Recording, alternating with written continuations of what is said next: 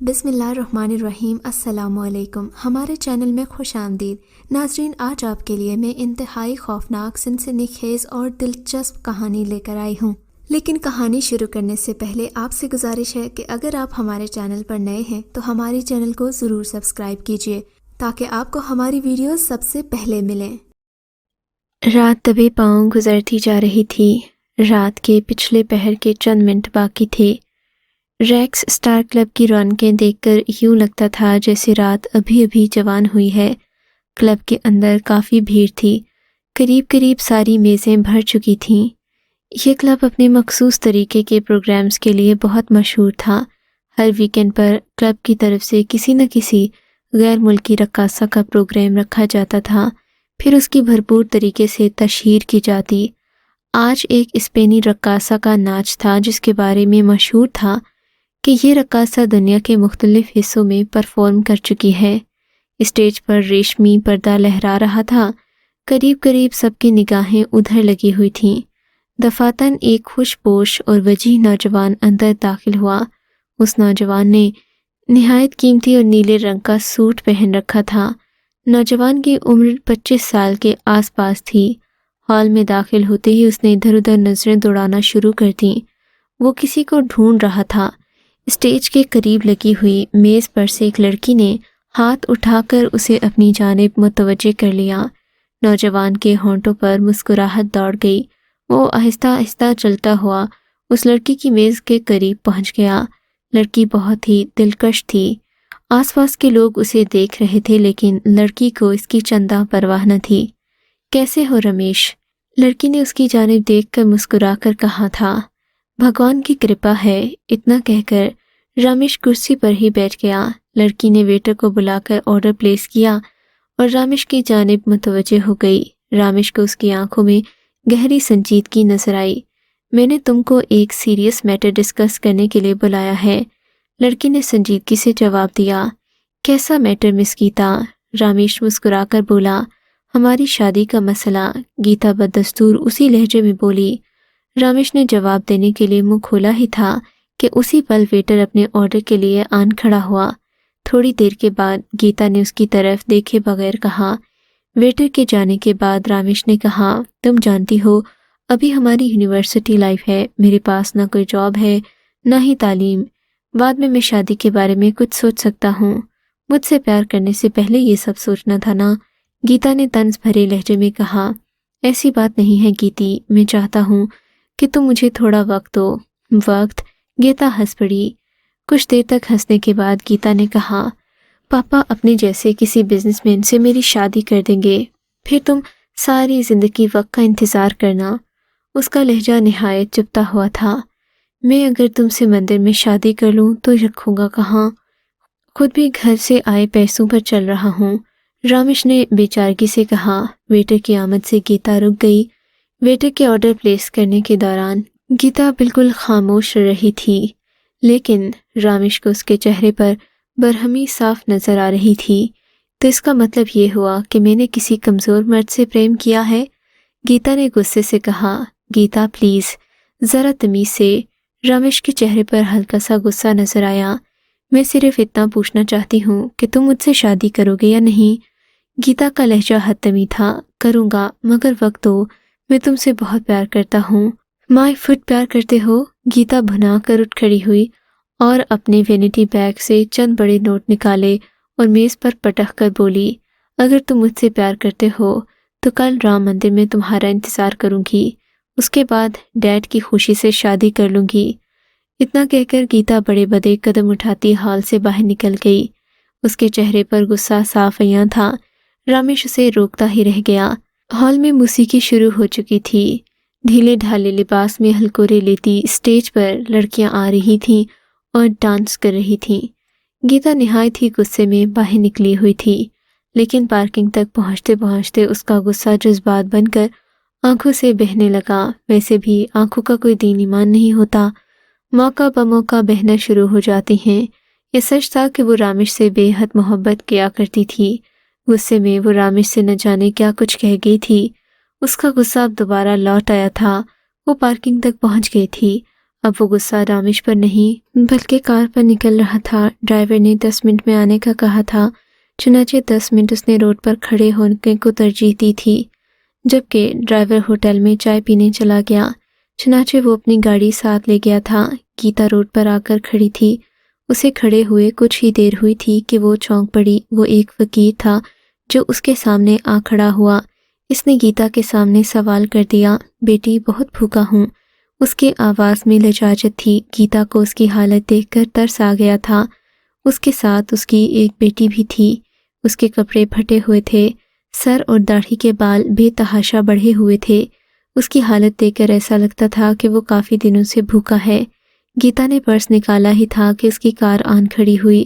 اس نے پرس سے چند نوٹ نکالے اور فقیر کو دیتے ہوئے گاڑی میں سوار ہو گئی۔ گیتا کے سوار ہوتے ہی گاڑی آگے بڑھ گئی۔ نوٹ دیکھتے ہی فقیر کی آنکھوں میں چمک سی آ گئی۔ گیتا نے بڑے نوٹ اس کے حوالے کر دیے۔ دوسرے ہی پل اس کی آنکھوں سے آنسو جاری ہو گئے۔ فقیر زیر لب بڑبڑا کر بولا، جا بیٹی، اللہ تجھے ہدایت دے، آفتوں سے نجات دے۔ اتنا بول کر وہ فقیر ان نوٹوں کو جیب میں ٹھونس کر تیز تیز قدم بڑھاتا ہوا آگے بڑھ گیا۔ قسمت میں لکھا ہوتا ہے تو وہ ضرور ہو کر رہتا ہے، لیکن دعا ایک ایسی چیز ہے جو انسان پر آیا برا وقت اور آفات دعاؤں کی بدولت دور ہو جاتی ہیں۔ تیز رفتاری بہت سارے حادثات کا موجب ہے۔ بعض دفعہ تو تیز رفتاری کے سبب انسان اپنی جان سے بھی ہاتھ دھو بیٹھتا ہے۔ ایسا ہی کچھ گیتا کے ساتھ بھی ہوا تھا۔ کار میں بیٹھتے ہی گیتا کا دل پھر سے غم سے بھر گیا۔ اس کو رامیش کے ساتھ گزرے وہ لمحات یاد آنے لگے جب وہ پہلی بار رامیش کو دیکھتے ہی اس پر دل ہار گئی تھی۔ وہ تھا اتنا سجیلا۔ یونیورسٹی کی وہ ملاقات اب بھی یاد تھی۔ پھر آہستہ آہستہ وہ رامیش کے قریب آتی گئی۔ دوریاں نزدیکیوں میں بدل گئیں۔ ایک دوسرے کے بغیر رہنے کا تصور بھی نہیں تھا۔ وہ یہی سوچ رہی تھی کہ رامیش کو دھمکی تو دے آئی تھی، کیا وہ دوسرے دن آئے گا کہ نہیں؟ سوچتے سوچتے اس نے سر سیٹ سے ٹکا دیا اور آنکھیں بند کر لیں۔ اچانک ایک تیز قسم کے جھٹکے سے اس کی آنکھ کھلی۔ اس نے دیکھا گاڑی سڑک پر لہرا رہی ہے، جبکہ ڈرائیور گاڑی کو سنبھالنے کی کوششوں میں لگا ہوا ہے۔ اس کے چہرے سے بدحواسی ظاہر ہو رہی تھی۔ گیتا کچھ سمجھنے کی کوشش کر رہی تھی کہ کار لہراتی سامنے سڑک کے موڑ پر ایک پرانے برگد کے پیڑ سے ٹکرا گئی۔ کار کے ٹکراتے ہی بونٹ کھل گیا اور ہارن کی تیز آواز سناٹے کو مجروح کیے جا رہی تھی۔ گاڑی کے پیڑ سے ٹکراتے ہی گیتا کا سر ڈرائیونگ سیٹ سے ٹکرایا۔ سر ٹکراتے ہی گیتا کو ایسا لگا ہزاروں سورج ایک ساتھ طلوع ہو کر غروب ہو گئے ہوں۔ پھر گیتا کا ذہن تاریکیوں میں ڈوب گیا۔ نہ جانے کتنی دیر وہ بے ہوش رہی۔ پھر ایک عجیب سی بو نے اسے ہوش میں آنے پر مجبور کر دیا۔ وہ بو پیٹرول سے مشابہ تھی جو کہ کار کے اندر پھیلی ہوئی تھی۔ شاید کار سے پیٹرول رس رہا تھا جو کسی بھی حادثے کا موجب ہو سکتا تھا۔ گیتا نے وحشت زدہ انداز میں ڈرائیور کو ہلایا جو کہ اسٹیئرنگ پر سر اوندھا کیے پڑا تھا۔ گیتا کے ہلانے سے اس کی حالت میں کوئی فرق نہیں پڑا تھا۔ شاید وہ مر چکا تھا یا بے ہوش ہو چکا تھا۔ اچانک گیتا کو فوری طور پر کسی خطرے کا احساس ہوا۔ بو شدید پھیل چکی تھی۔ اس نے کار سے باہر نکلنے میں عافیت سمجھی۔ جیسے ہی وہ باہر نکلی، چند گھڑی ہی ہوئی ہوگی کہ گیتا کو تیز دھماکے کی آواز سنائی دی۔ دھماکہ سنتے ہی گیتا اچھل پڑی۔ اس نے پلٹ کر دیکھا، اس کی کار آگ کے شعلوں کی لپیٹ میں تھی۔ کار کے ساتھ ساتھ وہ پیڑ بھی جل رہا تھا۔ گیتا چونک پڑی۔ اس کے کانوں نے ایک عجیب سی آواز سنی۔ وہ آواز ایک تیز سیٹی سے مشابہ تھی۔ پھر فضا چیخوں سے گونج اٹھی۔ ان چیخوں میں درد کا عنصر موجود تھا، جیسے کوئی کسی کو ذبح کر رہا ہو۔ وہ چیخیں ڈرائیور کی ہرگز نہیں تھیں۔ ایسا لگتا تھا جیسے کوئی غیر انسانی مخلوق اذیت میں مبتلا ہو۔ اچانک گیتا نے اپنی آنکھوں کے سامنے ایک حیرت انگیز منظر دیکھا۔ اس پیڑ سے جلتے حیالے نہایت تیزی سے باہر نکل رہے تھے۔ وہ حیالے اوپر اٹھ کر فضا میں تحلیل ہو جاتے۔ اچانک گیتا نے ایک دوسرے دھماکے کی آواز سن کر اچھل کر دور جا پڑی۔ اس کا سر کسی ٹھوس چیز سے ٹکرایا۔ اسے کچھ ہوش نہیں رہا تھا۔ ہوش آنے پر گیتا کو اپنے جسم میں شدید قسم کی کمزوری کا احساس محسوس ہو رہا تھا۔ سر میں شدید قسم کا درد محسوس ہو رہا تھا۔ یوں لگ رہا تھا جیسے سر پر کوئی ہتھوڑے برسا رہا ہو۔ آنکھوں کے گرد سرخ دھبے ناچ رہے تھے۔ ایسا لگ رہا تھا جیسے اس کا جسم سن ہو گیا ہو۔ ایسے میں کچھ عجیب آوازیں اس کے کانوں میں پڑنے لگی تھیں جو کہ ذہن پر ناگوار سا تاثر چھوڑ رہی تھیں۔ اس نے آنکھیں بند کر لیں، ذہن پر دھند سی جمی ہوئی تھی۔ اسے سمجھ نہیں آ رہا تھا کہ وہ کیا کرے۔ اچانک وہ اچھل پڑی۔ وہ ہسپتال کا کمرہ تھا اور وہ ایک ہی کمرہ تھا۔ سفید پردے چاروں طرف موجود تھے۔ کمروں میں بے حد ٹھنڈ تھی۔ لازماً وہ ٹھنڈ اے سی کی تھی۔ یہ لازمی طور پر ہسپتال کا پرائیویٹ وارڈ تھا۔ گیتا کو اس بات کی حیرت تھی کہ اگر وہ ہسپتال میں ہے تو اس کے ممی پاپا کہاں ہیں، اور نہ ہی خیال رکھنے والی کوئی نرس موجود تھی۔ کمرے میں چاروں طرف سناٹا تھا۔ اچانک اسے وہ حادثہ یاد آیا۔ حادثے کی یاد آتے ہی گیتا کے رونگٹے کھڑے ہو گئے۔ اس کا ڈرائیور یقینی طور پر مر چکا تھا۔ اچانک اس کو وہ حوالے یاد آئے جو کہ اسی پیڑ سے برآمد ہوئے تھے۔ اس کی نظر اپنے ساتھ والے بیڈ پر پڑی جس پر کوئی شخص چادر اوڑھے لیٹا ہوا تھا۔ چادر سے اس کا سر ڈھکا ہوا تھا۔ وہ حیران رہ گئی۔ اس کا مطلب کہ وہ کسی پرائیویٹ وارڈ میں تھی۔ وہ شخص چادر اوڑھے پڑا تھا۔ کوئی اجنبی یا مردہ لگتا تھا۔ کسی نرس وغیرہ کو بلانے کے بارے میں وہ سوچ ہی رہی تھی کہ اچانک وہ چادر ہلی۔ آہستہ آہستہ وہ چادر سرکانے لگی۔ جیسے ہی چادر اس کی پیشانی سے ہٹی تو وہ سفید چیز حرکت کرنے لگی۔ شاید کوئی خطرناک قسم کی بیماری والا مریض اس کے ساتھ رکھا گیا تھا۔ اس کی ریڑھ کی ہڈی میں سرد لہر دوڑ گئی۔ اب وہ سفید چادر پوری ہٹ چکی تھی۔ اس کے سامنے جو منظر آیا اسے دیکھ کر اس کی چیخ نکل گئی۔ وہ ایک عجیب انسان تھا جس کے پورے جسم پر سفید رنگ کے بچھو کلبلا رہے تھے جو انسان کے منہ اور نتنوں میں آ جا رہے تھے۔ وہ کوئی اور نہیں تھا بلکہ ڈرائیور تھا جو کہ مر چکا تھا، اور اس کا جسم خوفناک کیڑوں اور بچھوؤں سے بھرا ہوا تھا۔ وہ دھیرے سے اٹھ کر بیٹھ گیا۔ اس نے گیتا کی طرف دیکھا تو گیتا کو اس کی آنکھوں میں سرخی تیرتی نظر آئی۔ آنکھیں بہت زیادہ سرخ تھیں جیسے ان میں خون اتر آیا ہو۔ اچانک اس نے اپنا بھاڑ سا منہ کھول کر ہنسنا شروع کر دیا اور پھر وہ بستر سے نیچے اتر گیا۔ اس کے اترتے ہی اس کے پیروں میں کلبلاتے بچھو فرش پر رینگنے لگے۔ یہ منظر دیکھ کر گیتا کی فلک شگاف چیخیں نکلنا شروع ہو گئیں۔ پھر اس کے ذہن میں جیسے اندھیرا چھا گیا۔ آنکھ کھلی تو گیتا کو اپنی طبیعت کافی بہتر محسوس ہو رہی تھی۔ اس نے خوف اور حیرت سے چاروں طرف دیکھا۔ اسے سمجھ میں نہیں آ رہا تھا کہ ابھی تھوڑی دیر پہلے اس نے برابر والے بیڈ پر فضلو کو دیکھا تھا۔ اسے اچھی طرح یقین تھا کہ وہ مر چکا تھا، تو کیا اس نے اس کا بھوت دیکھا ہے؟ اس نے خوف سے ساتھ والے بیڈ کی طرف دیکھا۔ وہاں پر کوئی نہیں تھا۔ اچانک اس نے اپنے سامنے اپنے ممی اور پاپا کو موجود پایا جو اس کو محبت بھری نظروں سے دیکھ رہے تھے۔ 2-3 ڈاکٹرز اور چند پولیس والے بھی موجود تھے۔ گیتا کو جب ہوش آیا، اسے ہوش میں آتا دیکھ کر اس کی ماں تیزی سے اس کی جانب بڑھی۔ کیا ہوا میری بچی، تو ٹھیک تو ہے؟ اس کی والدہ کے لہجے میں تشویش تھی۔ میں ٹھیک ہوں ماں، بس سر میں درد ہے، گیتا نے بھرائی ہوئی آواز میں جواب دیا۔ گیتا کو ہوش میں آتا دیکھ کر ایک پولیس انسپکٹر اس کی جانب بڑھا۔ کیا میں جان سکتا ہوں مس گیتا کہ یہ حادثہ کیسے پیش آیا؟ انسپکٹر کا لہجہ انتہائی شائستہ تھا۔ انسپکٹر کے سوال پر گیتا کے ذہن میں اس حادثے کی یاد پھر سے تازہ ہو گئی۔ اچانک اس کو وہ حوالے یاد آنے لگے جو اس نے پیڑ سے نکلتے دیکھے تھے۔ گیتا کو خاموش دیکھ کر انسپکٹر پھر بولا، مس گیتا، آپ نے جواب نہیں دیا۔ مجھے نہیں معلوم کہ یہ حادثہ کیسے پیش آیا، یہ تو فضلو ہی بتا سکتا ہے۔ میں پچھلی سیٹ پر سو رہی تھی۔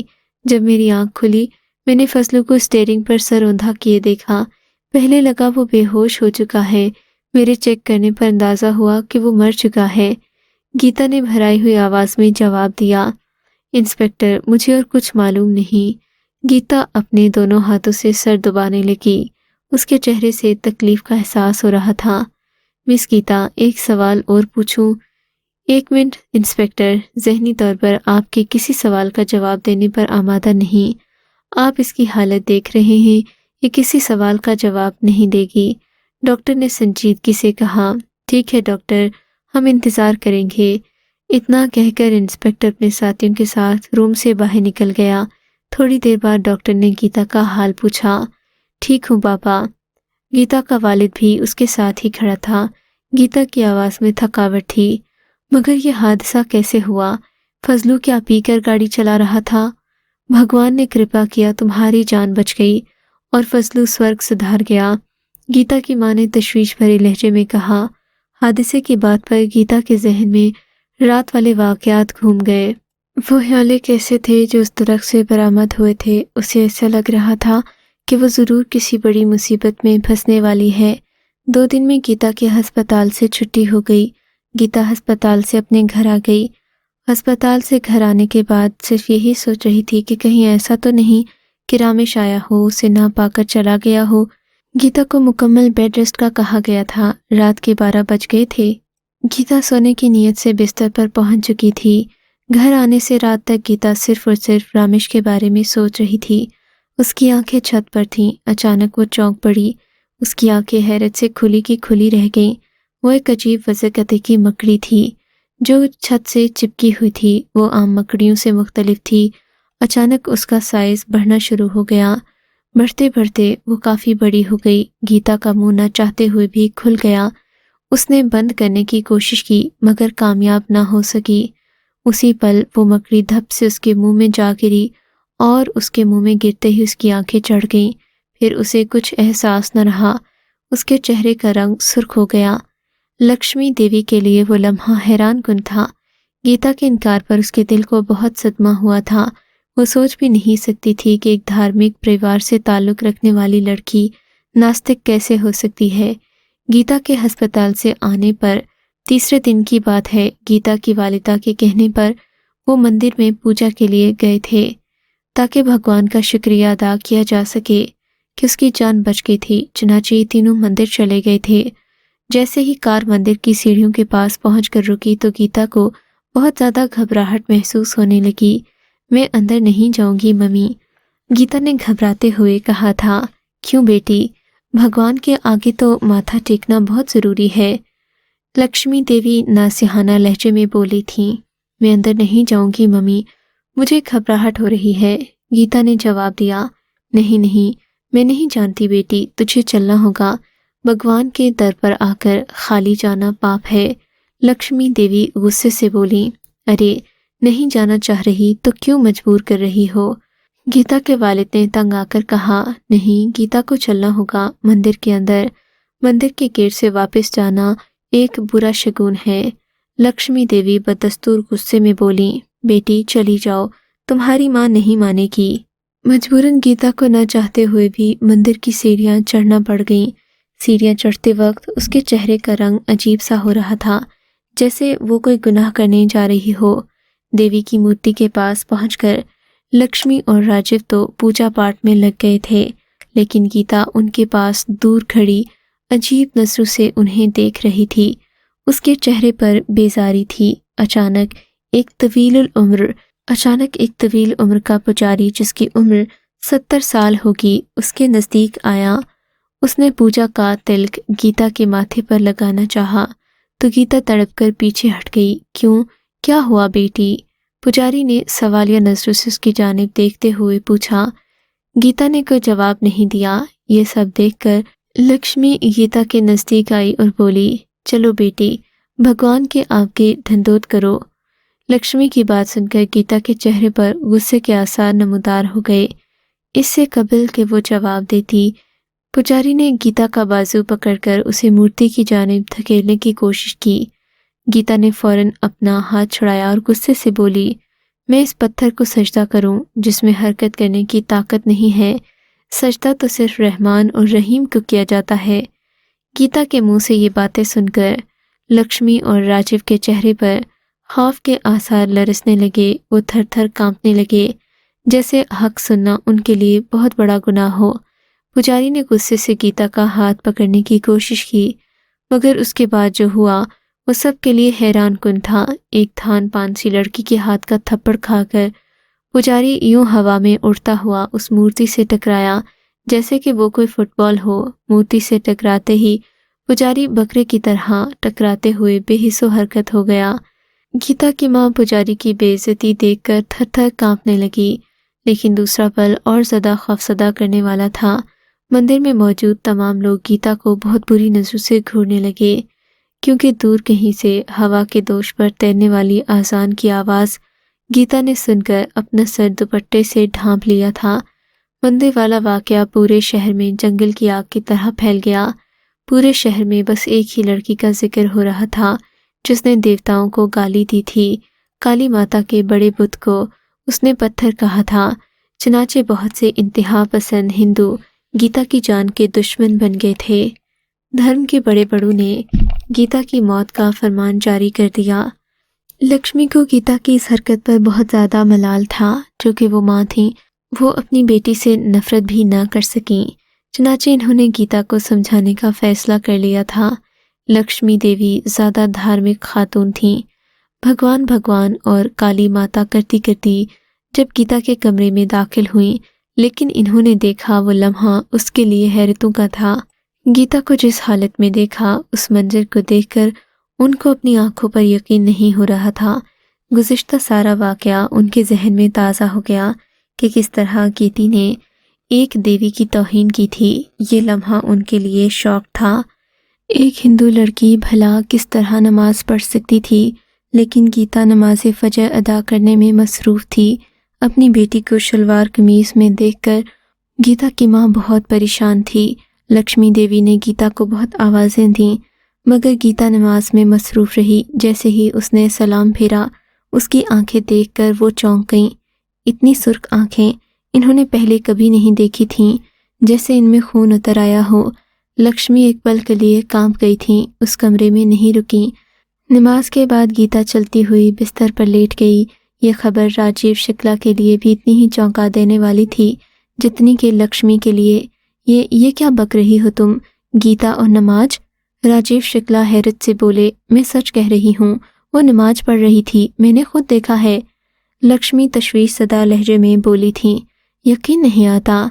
राजीव के चेहरे पर बेयकीनी थी। मुझे लगता है उस पर किसी बुरी शक्ति का साया है।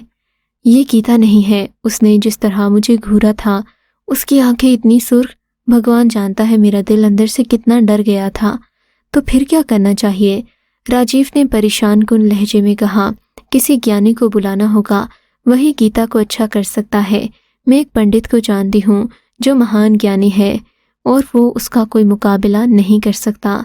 लक्ष्मी देवी अकीदतमंदाना लहजे में बोली, क्या नाम है उनका? राजीव शुक्ला ने पूछा। उनका नाम शिव दयाल है और वो शिव और पार्वती देवी के अवतार हैं। वही हैं जो हमारी मदद कर सकते हैं। लक्ष्मी ने कहा, कहाँ हैं वो? राजीव ने लक्ष्मी की बातों से मुतासिर होकर पूछा। मैंने फ़ोन कर दिया है, वो कल आ जाएंगे। मंदिर वाले वाक़े के 2 दिन बाद की बात है। गीता अपने कमरे में बिल्कुल अकेली थी। उसकी माँ ने जब से उसे नमाज पढ़ते देखा था, उसने भगवान का इनकार किया था। उनके दिल में गीता का डर पैदा हो गया था। वो समझने लगी थी जैसे गीता के अंदर कोई बुरी शक्ति है। इन्होंने दिल में सोचा कि गीता को भगवान के सामने झुकना चाहिए ताकि उसका बुरा साया उससे दूर हो जाए। उनके जाने के बाद वो अपने कमरे में बिल्कुल अकेली थी। मंदिर वाला वाक़या उसके जहन में ताज़ा था।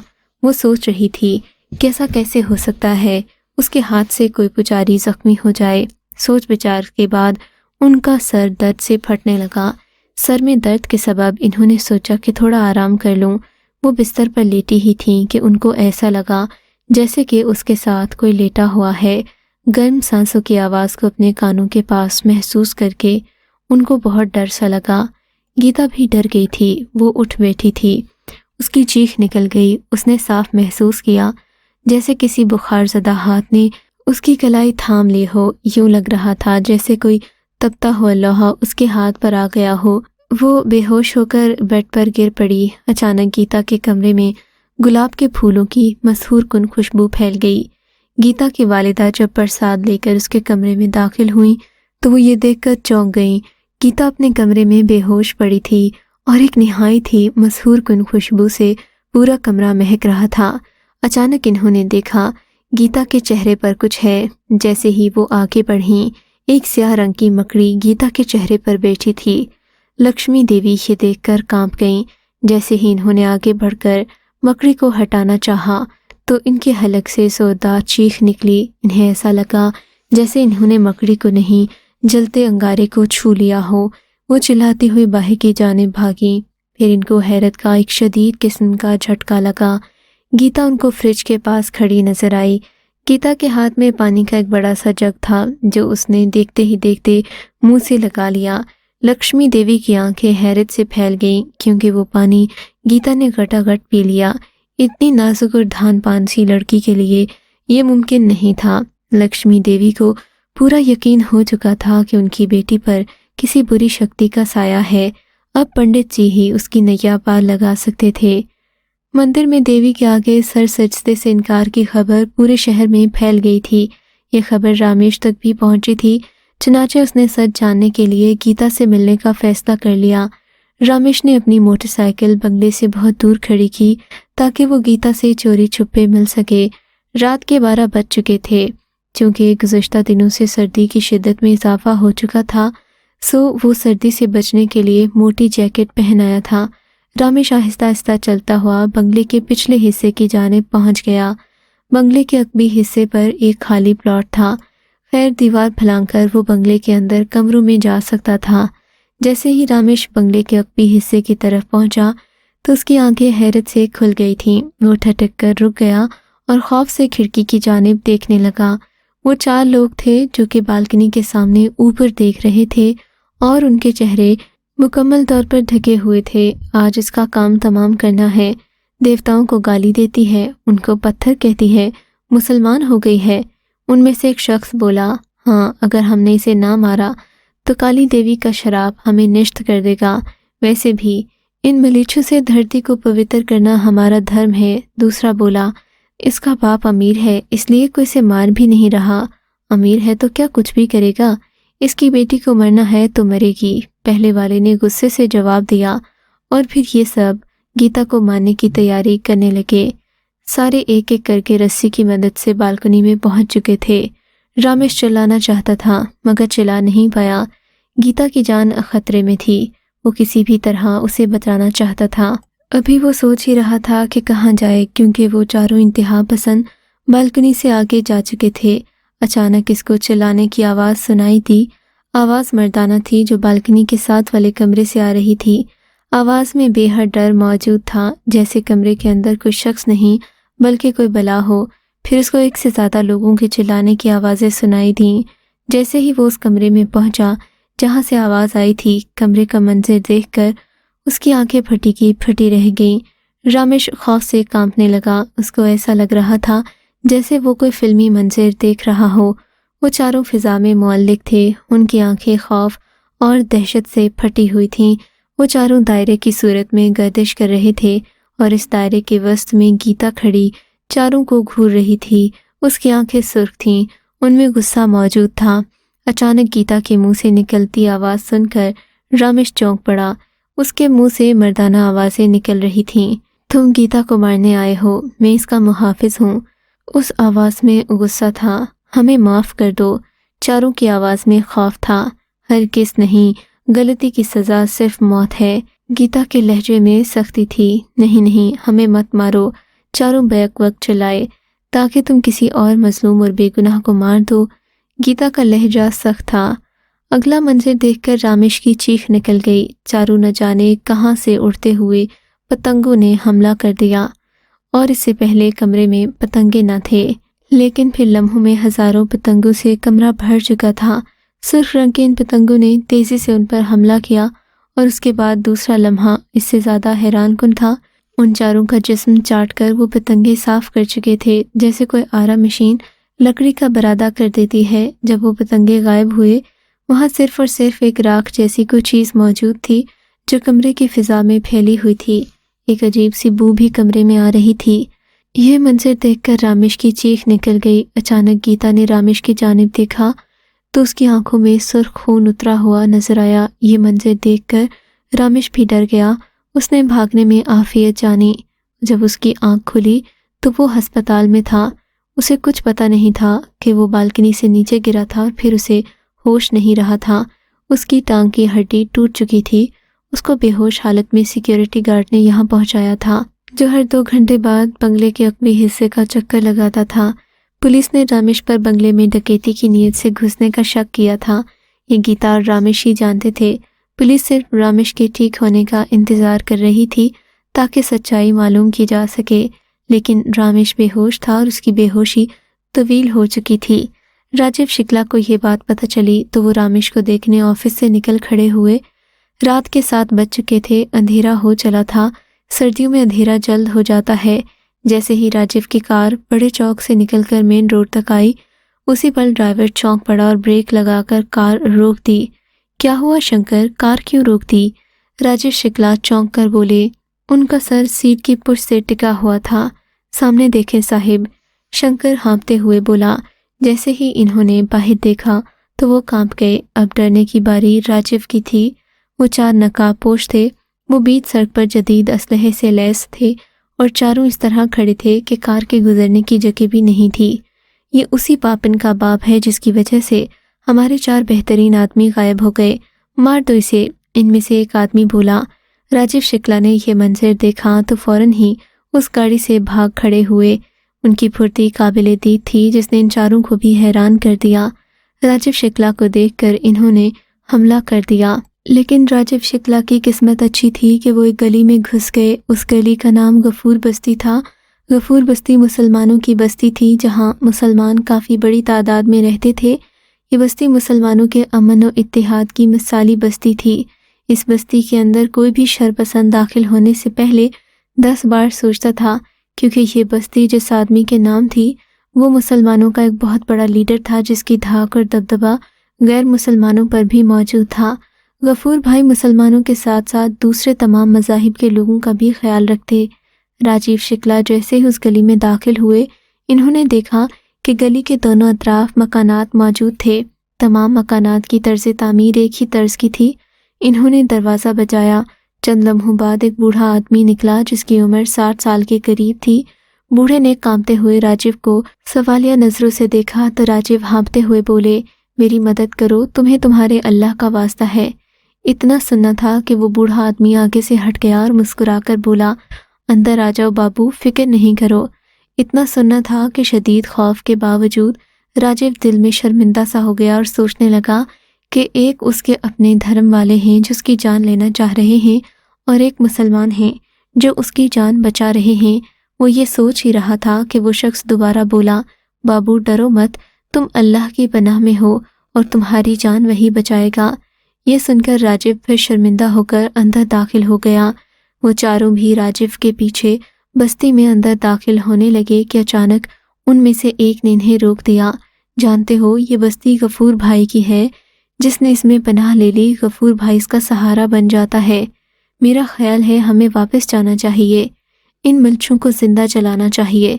तीसरा शख्स दांत पीस कर बोला, चलो यार, वापस तुम गफूर भाई को जानते नहीं हो, पहले बंदे ने दोबारा कहा।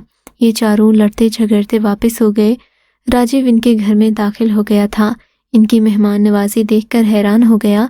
मामूली सा घर था, 2 कपड़ों में खुश रहने वाले थे, मगर इन्होंने अपनी इस्तेताद के मुताबिक राजीव की खिदमत की थी। मुसलमानों के बारे में राजीव शुक्ला जो सोचते थे वो गलत साबित हुआ। वो सोच भी नहीं सकते थे कि वो मुसलमान जिनको वो आतंकवादी समझते रहे, वो तो अमन और मोहब्बत के दाई साबित हुए। पंडित शिवलाल राजीव के बंगले के मेहमान खाने में पहुंच चुके थे। राजीव शुक्ला ने जैसे ही पंडित को देखा तो न जाने क्यों पंडित उनको कोई अच्छा आदमी नहीं लगा था।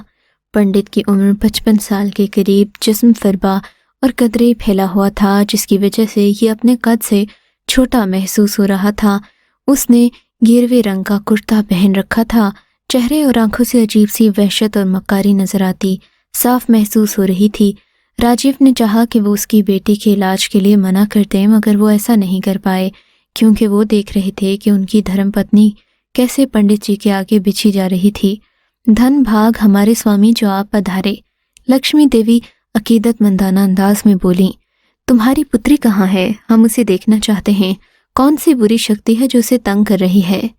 पंडित शिवदयाल की आवाज़ सुनकर राजीव को ऐसा लगा जैसे किसी ने बहुत से पत्थर एक साथ किसी पहाड़ से लड़खड़ाए हों। स्वामी, वो अपने कमरे में आराम कर रही है। लक्ष्मी देवी ने मुस्कुराकर जवाब दिया। चलो चलो प्रीतु, एक बात, जब वो शक्ति नष्ट हो जाएगी तो तुम आज शाम के लिए 10 लाख का दान दोगी। पंडित ने संजीदगी से कहा। राजीव ने देखा कि 10 लाख की बात पर उसकी छोटी छोटी आंखों में एक चमक सी उभर आई है। उस चमक को वो अच्छी तरह जानते थे। राजीव को ऐसा लगा कि आश्रम के नाम पर उनकी जेब भरी जा रही है। ज़रूर पंडित जी, आपको मायूस नहीं करूँगी, लक्ष्मी ने पंडित की बात का जवाब मुस्बत अंदाज में देते हुए कहा। फिर वो तीनों चलते हुए आहिस्ता आहिस्ता अपनी बेटी के कमरे में दाखिल हो गए। गीता अपने बिस्तर पर लेटी हुई थी और उसकी आंखें बंद थीं। पंडित ने जब गीता को देखा तो उसके मुंह में पानी भर आया। दिल ही दिल में सोचने लगा कि इतनी खूबसूरत लड़की कैसे शाप्त हो सकती है। दिल ही दिल में वो उसके कुर्ब की तमन्ना करने लगा। अचानक उसके जहन में ख्याल पैदा हुआ कि ये लड़की कहीं से भी शाप्त नजर नहीं आती, क्यों ना हालात का फ़ायदा उठाया जाए। चंद लम्हे सोचने के बाद वो लक्ष्मी देवी से मुखातिब हुआ। लक्ष्मी, तुम्हारी पुत्री पर बड़ा ख़तरनाक शराब है। हमें इस कमरे में अकेले इसके साथ एक जाप करना होगा, जिसके बाद वो शराब ख़त्म हो जाएगा, पंडित ने मक्कारी से कहा था। राजीव ने देखा कि इस जुमले के साथ ही पंडित की आंखों में एक चमक दौड़ गई है। ज़रूर पंडित जी, आप एक मेहमान ज्ञानी हैं, आप मेरी बच्ची को अच्छा कर दें। हम चले जाते हैं इस कमरे से। लक्ष्मी देवी ने इतना कहा ही था कि राजीव बोल पड़े। ये क्या कर रही हो तुम? हम में से कोई ना कोई इसके साथ ज़रूर होना चाहिए, ताकि जो भी हो हमारे सामने हो। राजीव के लहजे में तशवीश थी। इतना सुनना था कि पंडित गिरज कर बोला, धरकारी तो हमने अपना उपमान किया है तेरी पुत्री पर। ये शराब सिर्फ हम हटा सकते हैं। हम जा रहे हैं। पंडित का लहजा गजबनाक था। पंडित जाने ही लगा था कि लक्ष्मी देवी ने उसको रोक लिया और लरसते हुए बोली, क्षमा चाहती हूँ पंडित जी, मेरे पति आपका महानता को जानते नहीं, इन्हें माफ़ कर दीजिए। लक्ष्मी देवी के नज़दीक पंडित पुजारियों को धर्म का सबसे ऊंचा माना जाता था। उनकी नाराज़गी गुनाह थी। चनाचे वो पंडित के गुस्से से कांप गई और ना चाहते हुए भी राजीव को लक्ष्मी के साथ कमरे से बाहर जाना पड़ा। जब वो जाने लगी तो पंडित ने कहा, देखो देवी, तुम्हारी बच्ची के चिल्लाने की आवाज़ें तुम्हारे कानों में आए तो घबराना मत। वो चीखें उसकी आत्मा की होंगी जिसने इसको विष में कर रखा है, पंडित ने मकारी से कहा। इन दोनों के कमरे से बाहर जाने के बाद पंडित मकारी से मुस्कुराता हुआ गीता के सरहाने पहुंच गया। उसकी आंखों में हविस नाच रही थी। वो गीता को देखता आगे बढ़ रहा था। पंडित की नज़र में गीता पर कोई आत्मा न थी। वैसे भी ये पंडित इतना इल्म वाला न था, बस ये तो एक मामूली पुजारी था, लेकिन लोगों को बेवकूफ़ बनाना बहुत अच्छे से जानता था। चंद ही लम्हों के बाद वो गीता के करीब बैठा था। उसी पल गीता ने आंखें खोल दीं। गीता की आंखें छत पर गड़ी थीं। उसकी लाल सुर्ख आंखें देखकर पंडित भी कांप गया था। जैसे ही उसने गीता को हाथ लगाया, उसी पल उसको एक जोरदार झटका लगा और वो उड़ता हुआ अलमारी से जा टकराया। पंडित के हलक से दिलखराश चीख निकली। गीता उठ खड़ी हुई। उसने दूसरे हाथ का इशारा किया तो इस बार पुजारी को दूसरा झटका लगा और हवा में उड़ता हुआ वो छत से टकराया। पंडित की चीखें बुलंद हो रही थीं। चंद ही मिनटों में वो अच्छा खासा जख्मी हो चुका था। उसी पल दरवाज़ा खुला। गीता के माँ बाप अंदर दाखिल हुए। इन्होंने पंडित की हालत देखी तो सूरत हाल देखने में देर न लगी। लाजमन उसने गीता पर बुरी नज़र डाली थी। राजीव को शदीद गुस्सा आने लगा, जबकि लक्ष्मी देवी अपना एतमाद टूटता देखकर सन्नाटे में थीं। दरवाज़ा खुलते ही वो जख्मी उसी हालत में भागा। उसने पीछे मुड़ना भी गवारा नहीं किया। लक्ष्मी देवी ने पंडितों के मुतालिक जो बुत तराशे थे, अब वो टूट चुके थे। गीता कमरे की फिजा में मुअल्लिक थी। उसके दोनों हाथ फैले हुए थे, आंखें और चेहरा सुर्ख था। उसे देखकर वो दोनों चौंक पड़े। गीता के मुंह से दो आवाज़ें निकली थीं, एक मर्द की, दूसरी गीता की अपनी। मैं गीता को छोड़कर नहीं जाऊंगा, ये सिर्फ मेरी है। मर्दाना आवाज़ सख्त और भारी थी। गीता की वालिदा थर थर कांपने लगीं। वो दोनों गीता को उसी हालत में छोड़कर कमरे से बाहर निकल आए। लक्ष्मी को बड़ा अफसोस था कि पंडित ने उनको धोखा दिया था। जैसे ही वो कमरे से बाहर निकले, उनका माली उनको खड़ा नजर आया, जो चिल्लाना सुनकर कमरे में आ गया था। माली उनके पास आया और बोला, साहब, अब सैयद बाबा को बुला लें, अब वही हैं जो बिटिया को ठीक कर सकते हैं। मुसलमान? लक्ष्मी भी ज़ेरे लब बुड़बुड़ाई थीं। हाँ तो क्या हुआ, एक पंडित को देख ही लिया है, मुसलमान धोखा नहीं देते, राजीव बरहमी से बोले। लक्ष्मी देवी ने कोई जवाब नहीं दिया। माली सैयद बाबा को बुलाने चला गया, जो माली के ही मोहल्ले में रहते थे। سید بابا کی کہانی عجیب تھی۔ ان کا اصل نام سید علی تھا۔ آج سے 20 سال پہلے ان کی بیٹی شدید بیمار تھی اور مرنے کے قریب آ چکی تھی۔ پھر ان کو کسی بزرگ کا سایہ نصیب ہوا، پھر ان کی دعاؤں کی بدولت وہ بالکل ٹھیک ہو گئی۔ اس کے بعد وہ اسی بزرگ کے ہو کر رہ گئے اور ان کے آستانے کا فیاض تھا کہ آج وہ روحانی علوم سے مالا مال تھے۔ جیسے ہی سید بابا راجیو کے گھر میں داخل ہوئے، وہ دونوں متاثر ہوئے بغیر نہ رہ سکے۔ اس قدر سادہ اور دل میں اتر جانے والی شخصیت تھی۔ وہ سفید لباس میں ملبوس تھے۔ ان کے چہرے پر سفید رنگ کی ریش نے ان کو مزید رونق بخشی تھی۔ سر پر نماز والی ٹوپی تھی۔ راجیو ان سے بہت متاثر ہوئے، اس لیے دل میں مسلمانوں کے لیے نرم گوشہ پیدا ہو چکا تھا۔ جیسے ہی وہ کمرے میں داخل ہوئے، گیتا چونک کر اٹھ بیٹھی۔ السلام علیکم۔ کمرے میں داخل ہوتے ہی وہ بلند آواز میں بولے، وعلیکم السلام۔ گیتا کے منہ سے خود مرد کی آواز نکلی تھی۔ گیتا کے منہ سے سلام کا جواب سن کر راجیو اور لکشمی دونوں ہی چونک پڑے۔ کیوں تنگ کر رہے ہو میاں اس کو؟ سید بابا مسکرائے۔ تم سے مطلب؟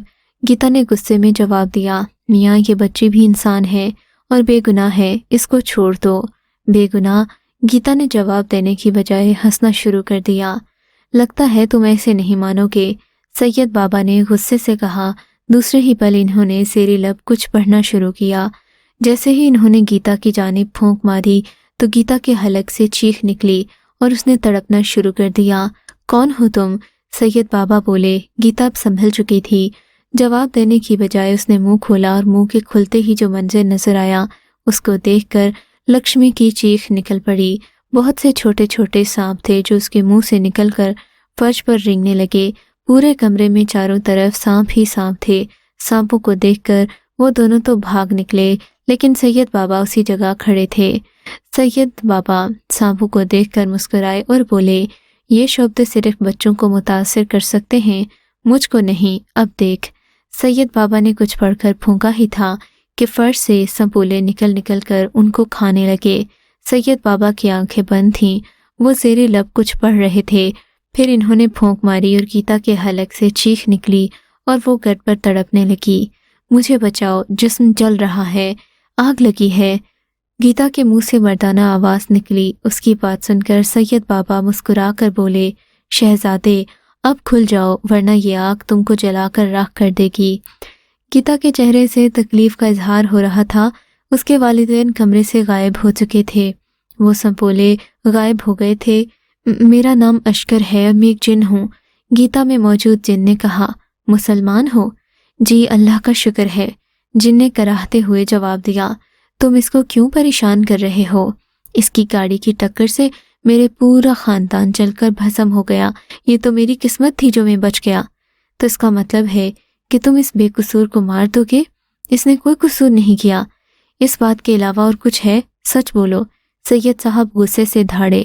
گیتا چند لمحے خاموش رہی، پھر اس کے منہ سے آواز نکلی، میں اسے محبت کرتا ہوں، اس کو روز پیٹ سے گزرتے دیکھتا تھا، جب ہی سے میرے دل میں اس کی چاہت پیدا ہو گئی۔ حادثے والے دن بھی یہ ادھر سے گزری تھی، میری قسمت تھی جو میں نکل گیا، اس پیڑ سے بر وقت نکلا، لیکن میرے گھر والے مر گئے۔ جن نے بھرائی ہوئی آواز میں کہا، مجھے افسوس ہے تمہارے گھر والوں کا، تم اس کو کب کا مار چکے ہوتے اگر اس سے محبت نہ کرتے۔ ایسی بات ہے نا؟ سید بابا نے سنجیدگی سے کہا، ہاں میں اس سے نفرت تو نہیں کر سکا مگر اسے اذیت دے سکتا ہوں۔ نہیں، اس حادثے میں اس کا کوئی قصور نہیں تھا۔ ویسے بھی ہمارا مذہب کسی بے گناہ پر ظلم کرنے سے منع کرتا ہے۔ اللہ نے معاف کرنے کی تاکید کی ہے، ہمارے نبی نے بھی اپنے دشمنوں کو معاف کیا ہے۔ میں چاہتا ہوں تم اسے معاف کر دو۔ سید بابا کے منہ سے یہ سن کر راجیو اور لکشمی متاثر ہوئے بغیر نہ رہ سکے۔ ان کا دل ایک عجیب انداز میں دھڑک رہا تھا، ایسا لگ رہا تھا جیسے کسی نے ان کے دل میں ہلچل مچا دی ہو۔ انہوں نے دیکھا گیتا کی آنکھوں سے آنسو جاری تھے، پھر اس کے لب ہلے۔ مجھے معاف کر دیں سید صاحب، میں چلا جاتا ہوں اس کے جسم سے۔ میں بھول گیا تھا کہ میں اتنے مہربان اور محبت کرنے والے نبی کا امتی ہوں جو خود پر ظلم کو بھی معاف کر دیتے تھے۔ ان کی بات سن کر سید بابا مسکرانے لگے، ان کی آنکھوں سے تشکر کے آنسو بہہ نکلے۔ پھر سید بابا نے گیتا کو بے ہوش ہوتے ہوئے دیکھا تو آہستہ سے اس کے قریب گئے اور ماتھے پر انگلی رکھ کر کچھ پڑھنے لگے۔ اب تمہاری بچی اچھی ہو گئی ہے، اللہ کا شکر ادا کرو۔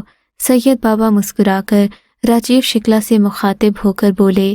جیسے ہی وہ کمرے سے باہر جانے لگے اسی پل راجیو و لکشمی ان کے پیروں پر گر گئے۔ ارے ارے، جھکا صرف اللہ کے سامنے جاتا ہے، بندوں کے آگے نہیں۔ سید بابا بولے، ہم بھی آپ کے اللہ کے ہونا چاہتے ہیں، ہم جان گئے ہیں کہ پتھروں کا سچ کیا ہے۔ راجیو شکلا آنسو بھری آواز میں کھڑے ہوتے ہوئے بولے، ماشاء اللہ۔ سید بابا مسکرائے اور دونوں میاں بیوی کی نگاہیں احساس تشکر سے سجدہ ریز ہو گئیں۔ راجیو شکلا اور لکشمی اب مسلمان ہو چکے تھے۔ گیتا نے بھی توحید کا کلمہ پڑھ لیا۔ راجیو شکلا نے اپنا اسلامی نام عبدالشکور رکھا۔ لکشمی دیوی اب شگفتہ بن چکی ہیں۔ گیتا غزل کہلاتی ہے۔ رمیش کا ہسپتال میں آنے کے بعد دماغی توازن بگڑ گیا تھا۔ ہوش میں آنے کے بعد وہ بہکی بہکی باتیں کرنے لگا۔ راجیو کا اسلام قبول کرنا انتہا پسند ہندوؤں نے قبول نہیں کیا اور انہیں تنگ کیا جانے لگا۔ ایک روز چپ چاپ انہوں نے ہندوستان چھوڑ دیا اور امریکہ شفٹ ہو گئے۔ اشکر جناج بھی غزل سے محبت کرتا ہے اور جب تک زندہ رہے گا کرتا رہے گا۔ وہ پیڑ جہاں پہلی بار اس نے غزل کو دیکھا تھا آج بھی جلی حالت میں موجود ہے۔ اگر آپ کو یہ کہانی اچھی لگی ہے تو اس ویڈیو کو لائک کیجیے اور اس طرح کی مزید ویڈیوز دیکھنے کے لیے ہمارے چینل کو سبسکرائب کیجیے۔ اور ہاں، اگر آپ کی کسی دوست، رشتہ دار یا بہن کے ساتھ خدا نہ کرے ایسا کوئی واقعہ پیش آیا ہے تو ہمیں کامنٹ سیکشن میں اس کے بارے میں ضرور بتائیے۔